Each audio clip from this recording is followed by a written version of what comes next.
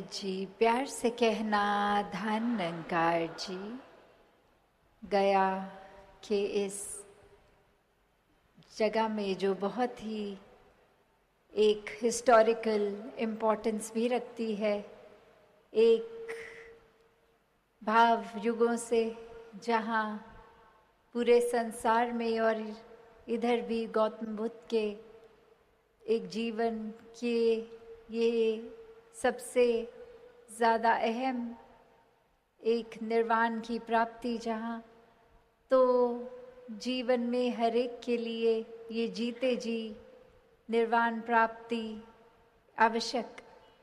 कैसे हर कोई जीते जी ही इस आत्मा का कल्याण परमात्मा की जानकारी से, परमात्मा के मिलन से, यही संदेश जो एक मध्य मार्ग की भी बात रखी कि कैसे दो एक्सट्रीम्स अगर हैं तो ना किसी भी तरफ की ज़्यादा अति अच्छी, ये बैलेंस की बात है, ये खुद की संभाल की बात है, ये एक मिडिल पाथ की बात है। और ऐसा ही उदाहरण अक्सर हम रोज़मर्रा में देखते हैं, जहाँ एक हमें बेशक ये पता होता है कि कोई भी चीज़ की अति एक नुकसान ही देगी, फिर भी मन एक अति की ओर जाता रहता है। कहीं एक भाव, एक जो बुरा ख्याल कह लें, नेगेटिविटी कह लें, आता है तो उसके अंदर ही मन को डुबाए रखना या फिर उभर जाना, ये चुनाव की बात कि कैसे अगर हम उस दुख की चीज़ को इतना गम बना लेंगे तो ये एक छोर, और जहाँ एक दूसरा छोर की बिल्कुल अगर कोई दुख की घटना है भी तो भी वो इमोशन, वो एहसास नहीं फील किया, वो महसूस नहीं किया, तो वो दूसरा छोर, तो ये दोनों ही एक हानि की बात है। जहाँ एक एक पल में ये उतार चढ़ाव जीवन के आ रहे हैं, उसको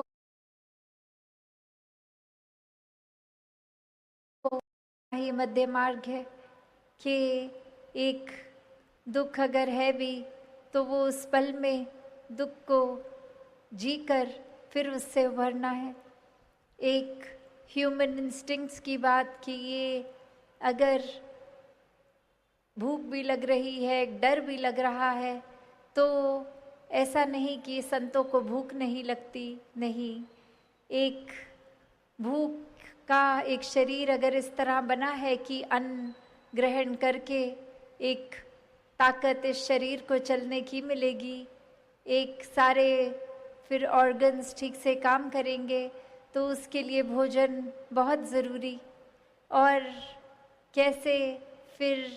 यही बात कि गृहस्थ में रहकर भक्ति करनी है, एक जिम्मेवारियों से पीछे नहीं होना है, और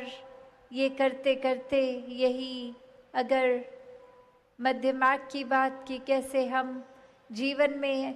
अनेकों एक उदाहरण भी देखते हैं, चाहे हम कोई म्यूज़िकल इंस्ट्रूमेंट की ही बात कर लें कि कोई सितार है या कोई भी अगर स्ट्रिंग जिसमें ये तार लगी होती है, और ये तार अगर बहुत ज़्यादा कस दी जाए तो फिर वो साज, वो उस तरह से जो आवाज़ आनी है उससे नहीं आएगी, और वहाँ अगर बिल्कुल अति की ढीली कर दी जाए तो भी वो आवाज़ उस तरह एक सुर का रूप नहीं ले पाएगी। तो एक उस यंत्र में भी अगर पूरी ठीक तरह से साज की बात होती है तो वो स्ट्रिंग्स को, वो तारों को उतना ही कसना है जितना उचित है, ना इस पार ना उस पार, तो ही ये मधुर संगीत सुनने को मिलता है। ये ही एक बैलेंस की बात, ये मध्य मार्ग की बात, तो जीवन में हम अक्सर कितनी बार ऐसा देखते हैं कि एक अक्सर बात में भी बोले जाते हैं कि हमारा इच्छा ये है पर हमारी सोच ये है, और ये भी कहा जाता है कि ये कोई दिल की बात या दिमाग की बात में कुछ कश्मकश सी है। तो संतों ने तो हमेशा बहुत जीवन को सरल किया है, यही बात समझाई है कि ये परमात्मा में मन अगर लग जाएगा तो ये दिल भी परमात्मा के रंग में रंगा, ये सोच भी फिर उसी रास्ते डालेगी जो एक हमारे भी फायदे के लिए है और सभी के फायदे के लिए है। ये एक चालाकी चतुराई से सोच एक खुद को दूर ही रखेगी। ये पक्के के रंग में रंगती हुई ये एक जीवन की यात्रा। तो बात वही जो संत हमेशा से समझाते रहे, और आज भी ये बिहार और झारखंड के समागम के अवसर पे भी जो हमने सुना कि कैसे हर किसी ने संदेश आत्ममंथन की बात भी करी कि खुद के अंदर हर पल झांकते रहना है। कुछ उस समय नहीं कि अगर कोई एक बड़ी घटना हो गई तो फिर घर जाके कुछ हमने आत्ममंथन ये बुद्धि रूप से कर लिया। नहीं,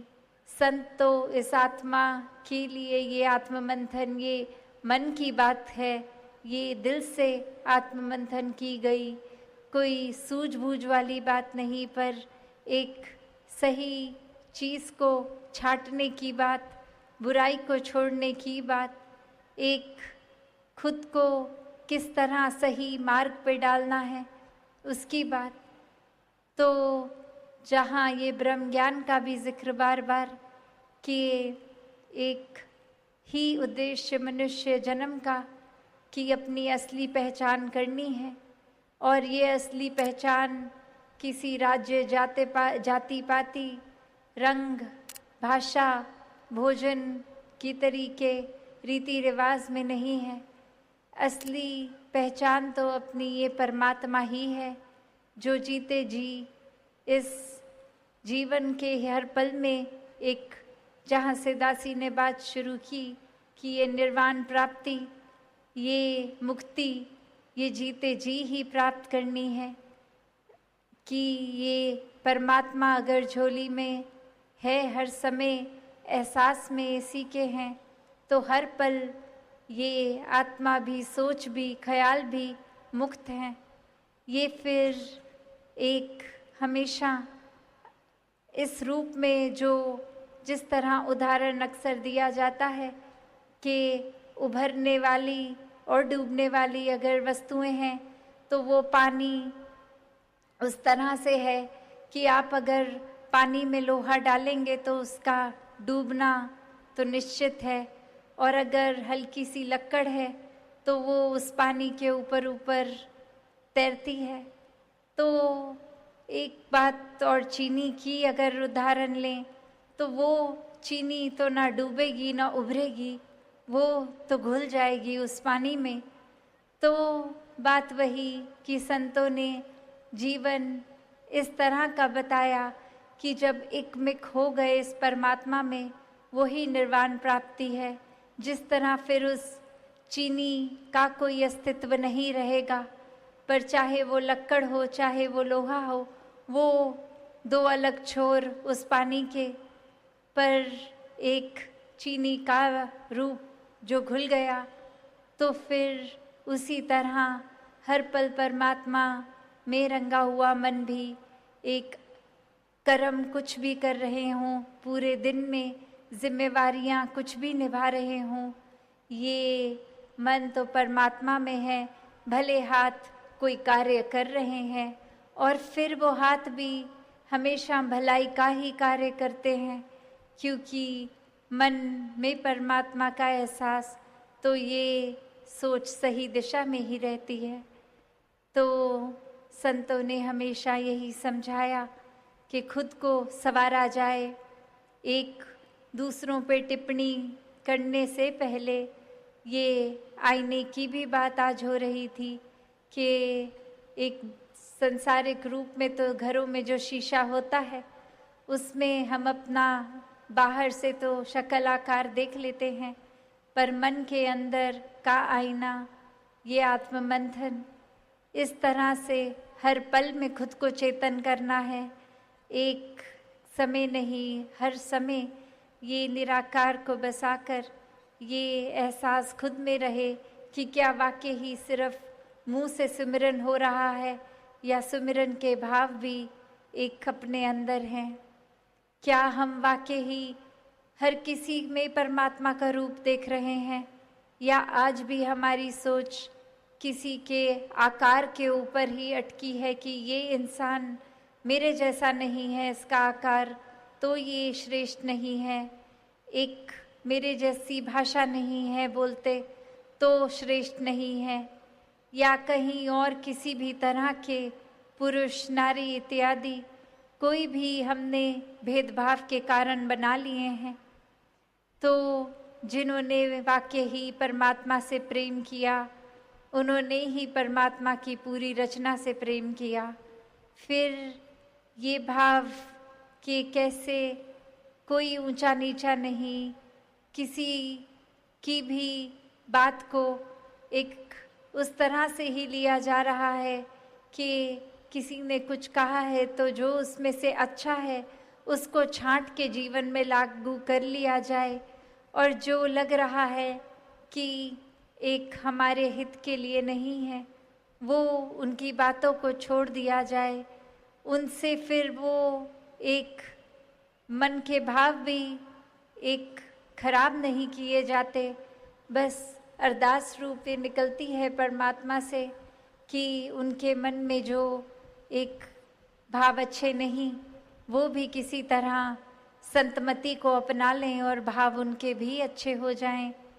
संत कभी भी किसी के लिए कोई एक मन से बुरी कामना नहीं करता, एक हर एक की भलाई में ही एक संतुष्टि, एक खुशी, एक आनंद कि अगर पड़ोसी के घर में रोशनी है तो खुद के घर में भले हो ना हो वो उतनी ही खुशी। तो भाव यही कि हर किसी को अपना लेना, ये एकत्व की बात ये तभी हासिल होती है जब इस परमात्मा से पहले एकत्व का रिश्ता बनता है। फिर ये जब कादर ही मन में है तो पूरी कुदरत का भी सत्कार, सेवा भाव भी। फिर हम प्रकृति को नष्ट भी नहीं करते, एक साफ सफाई मन की भी बाहर भी, एक चीज़ों को इस्तेमाल रूप एक सदुपयोग में ही किया जाता है, फिर दुरुपयोग नहीं होता। कहीं एक उस भाव से कि हमने तो अगर मिल रहा है तो जितनी ज़रूरत है उससे ज़्यादा लें, ऐसे भी संतों के भाव नहीं होते। एक संतुष्टि की बात, एक बैलेंस की बात, और यहीं ये तराजू रूप कह लें या जो अक्सर हम एक चिड़िया के दो पंख कहते हैं कि ये ज्ञान भी कर्म भी उतना ही ज़रूरी कि सिर्फ परमात्मा की बात ही नहीं, वाकई ही परमात्मा को ढालकर जो ये ब्रह्म ज्ञान मिला इसके ऊपर आधारित ये जीवन भी हो, हर पल ये नियत भी हो, तभी वाकई में एक वो उड़ान रूप होगा। तो इसी भाव से हर कोई जहाँ एक दुनिया में तो देखते हैं कि कैसे ये चतुराई, चालाकी, छल कपट, दूसरे को दर्द देना ही उद्देश्य आजकल बन गया है। वहाँ संत ये अपने मन में दर्द रखते हैं हर किसी के लिए कि एक आत्मा जहाँ पीड़ित युगों से शरीर बदल बदल के एक अस्तित्व अपना खोती गई, वहीं संत परमात्मा के साथ जीते जी ये आत्मा का मिलन कराना, ये एक आत्मा की पीड़ा तो दूर करते ही हैं, वहाँ एक संसारिक रूप में भी संत हमेशा वरदान ही बने हैं, एक समाज का कल्याण भी करते हुए। तो हम भी अगर देखें कि ये परमात्मा ने हमें जो दिया, जो नहीं दिया, जितना भी दिया, उसका हम क्या कर रहे हैं? क्या हम सिर्फ उसमें वो अगर कुछ रूप में एक कमाई है, धन है, तो वो भी अगर हम क्या सिर्फ अपने ऊपर ही या परिवार में ही लगा रहे हैं, या मानव कल्याण में भी वो सेवा रूप का भाव है कि किसी और के जीवन में हमारी तरफ से, चाहे तन रूप हो, एक मन रूप, धन रूप, किसी भी तरह से किसी के कल्याण में समर्पित हो पा रहे हैं, या फिर वही ख्याल लालच का भरा हुआ है, एक अकड़ का भरा हुआ है, एक अहम का, अहंकार का भरा हुआ है, एक अपनी संप्रति के एक जुड़ाव इतना कि ये साम्राज्य ही बन गया है, एक घर मकान, एक फैक्ट्री इत्यादि, ये पूरा हमारा है और हमने तो दूसरे का भी हक दबोचना है। अगर ऐसे ख्याल हैं तो फिर ये शुक्राना भाव कहाँ आएगा परमात्मा से? उल्टा जो मिला उसका भी दुरुपयोग ही हो गया, क्योंकि एक दूसरे के ये सहायता रूप नहीं, ये सेवा का भाव, ये तो और ज़्यादा ज़रूरी एक भाव होना मन में कि एक मदद नहीं कर रहे किसी की भी, ये तो समर्पित हैं हमारा मन जो दूसरों के लिए किसी रूप में काम आ सके, तो क्योंकि ये निराकार दातार परमात्मा ने ही कुछ दिया तो हम आगे कुछ कर पा रहे हैं। ये दातार ने अगर शरीर का बल नहीं बख्शा होता, ये बुद्धि ठीक नहीं रखी होती, ये धन दौलत नहीं होती, तो फिर हमारा भी हम गुजरान अगर नहीं कर पाते तो हम किस तरह से बोल सकते हैं कि एक हमारा एक ये शरीर है, हमारा धन से बहुत अच्छा है, ये परमात्मा ने दिया तो ही हम उस काबिल बने कि किसी के लिए कुछ कर पा रहे हैं। वरना तो अगर एक हम सोचे कि ये हमारा शरीर है, तो क्या हम अपने सर का एक भी कोई बाल सफ़ेद होने से रोक सकते हैं क्या? एक सफ़ेद होने के बाद उस पर कोई सा भी रंग तो लगाया जा सकता है, पर वो रूप कि ये जो चमड़ी है, ये अगर बचपन में, जवानी में उस किसी तरह दिख रही है और बुढ़ापा आते आते वो रिंकल्स, झुर्रियाँ, क्या वो होने से रोक सकते हैं? तो बात वही कि अगर वाकई ही ये तन मेरा है तो फिर तो ये मैं कर सकता, पर बात वही कि ये परमात्मा ने सिर्फ ख्याल रखने के लिए दी हैं, और उस तरह तभी एक मन को भी साफ रखने की बात, तन को भी एक चलता फिरता रखने की बात, तभी वो व्यायाम वगैरह जो भी रूप से स्वस्थ रह सकें, मन को स्वस्थ रख सकें, तभी वाकई ही ये जो दात तन रूप की भी मिली उसका भी ख्याल हो सके। ये तन किसी पे अत्याचार करने के लिए नहीं परमात्मा ने दिया, ये शब्दों को परमात्मा ने गाली गलोच या निरादर या दुख पहुंचाने के लिए नहीं दिया। ये कोई भी एक चीज़ अगर हम ले लें, वो एक दात है, एक गिफ्ट है जिसका हमेशा सदुपयोग ही करना है, और किसी को भी उस रूप में अपने से नीचा मानकर नहीं, बल्कि हर एक में परमात्मा को देखना है, हर एक को पूजनीय मानना है, हर एक की सेवा करते हुए इस रूप में ही हर किसी का आदर सत्कार मन में, तभी ये ह्यूमन वैल्यूज़ रहती हैं। और ये कोई दिखावा मात्र क्या नहीं, कुछ पल का नहीं, वाकई ही प्रेम के भाव, करुणा के भाव दया के भाव, एक समदृष्टि वाली नज़र, बिना भेदभाव के जो देखे हर एक को, एक भाव कि ये संसार में अमन फैलाना है, एक खुद में फिर वो एकत्व परमात्मा से पहले रखना है। ये शुरुआत खुद से आत्ममंथन का ये जो जर्नी विदिन है, अंदर की ओर जाते हुए खुद को संवारना है। तो जिस तरह से ये जगह का भी नाम गया है, तो हमने अपने मन के अंदर देखना है कि हमारे अंदर क्या अहंकार है या गया है। तो अहंकार को हमेशा एक अपने अंदर स्थान नहीं देना, और ये संभव है ऐसा करना, वरना अक्सर तो ये सूक्ष्म रूप भी अहंकार का हमें पता नहीं लगता कि आज अगर 2-4 लोगों ने वाहवाही कर दी और हमारी सोच ने खुद को इतना श्रेष्ठ मान लिया, अब हर जगह अगर ऐसा है तो कैसे खुद को एक ग्राउंडेड रख सकें, एक खुद को अपनी जड़ों के पास रखें। तो ये बात वही कि जब भी एक कर्ता,